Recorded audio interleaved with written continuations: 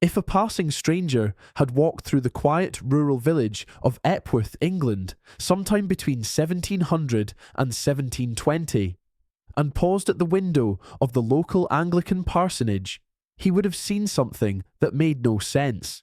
Inside that home, a woman would be sitting in a chair with her kitchen apron pulled up over her head like a tent, while 10 children read, studied, and played all around her. 2 of those children were little boys named John and Charles. They would one day shake the world with revival. But in that moment, they were just boys living under the shadow of a praying mother.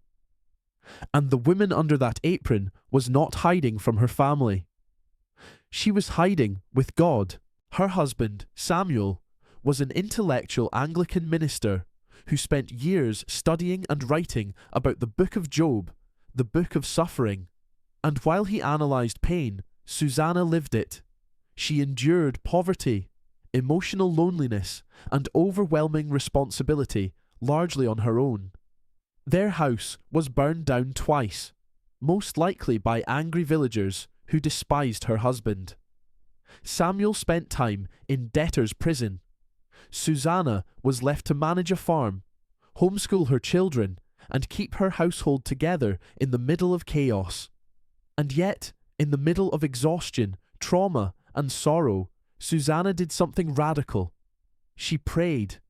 Not when it was easy, not when it was quiet, not when it was convenient, but when it was costly. Early in her life, Susanna made a vow. She said she would never spend more time in leisure than she spent with God. And even when she was overwhelmed with motherhood and responsibility, she still scheduled 2 hours every day for prayer and for the Word of God. But there was a problem. There was no private place. So, Susanna did something holy. She brought her Bible to her favourite chair and pulled her long kitchen apron up over her head, forming a little tent. That apron became her tent of meeting. It became her sanctuary. It became her secret place. Every child in the house knew that when Mama was under the apron, God was in the room.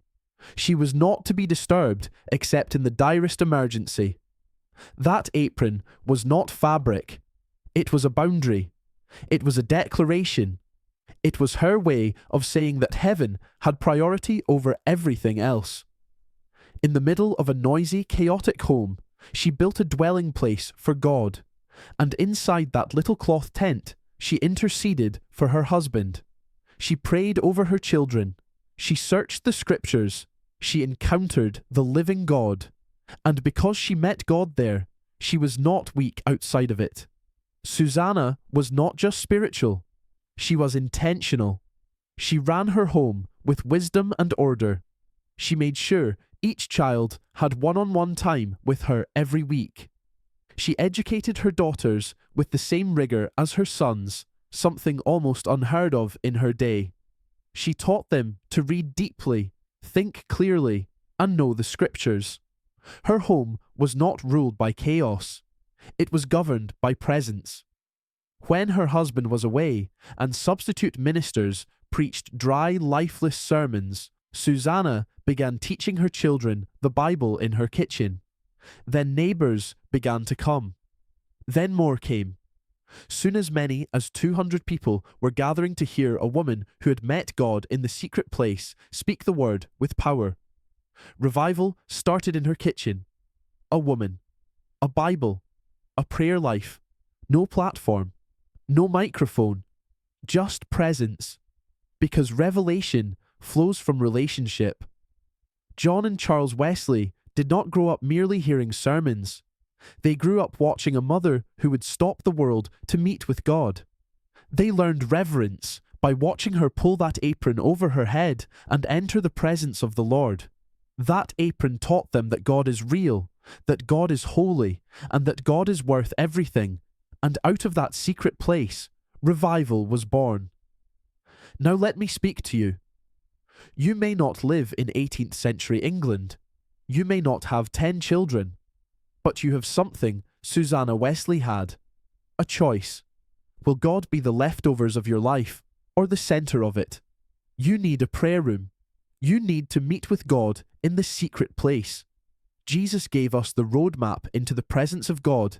In Matthew 6:6, when you pray, go into your room, shut the door, pray to your Father who is in the secret place, and your Father who sees in secret will reward you openly.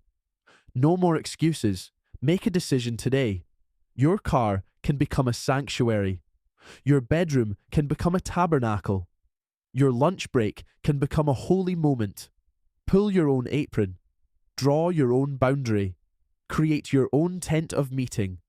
Because history is still being written by people who meet God in secret. And the God who met Susanna Wesley is waiting to meet you.